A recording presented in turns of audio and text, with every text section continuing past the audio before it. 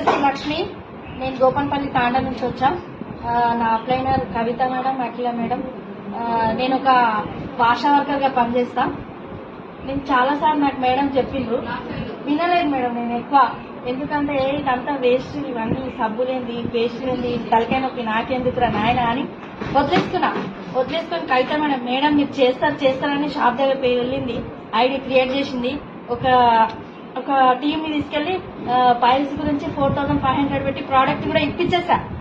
మళ్ళీ ఆయనకు ఒక 2 days ఫాలోఅప్ చేసిన తర్వాత ఈ అమ్మ ఇది ఎందుకో అవసరమా నాకు ఇదంతా, ఊరికే తలకాయ నొప్పి ఇంటికి వస్తున్నా నా దగ్గరికి మందులు, నేను కవిత మేడంకి ఫోన్ చేయాలి, ఇదంతా నాకు ఎందుకు తీసుకొని వదిలేసిన తర్వాత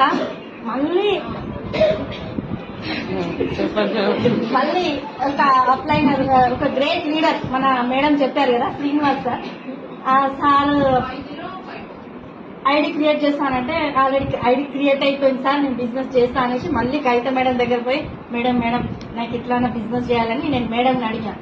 సరే మేడం చేయండి అని చెప్పింది. దీని తర్వాత నాకు ఒక లీడర్ ఉంది, ఒక స్తంభం ఉంది, నాకు గత స్తంభం అది ఇంద్రా మేడం.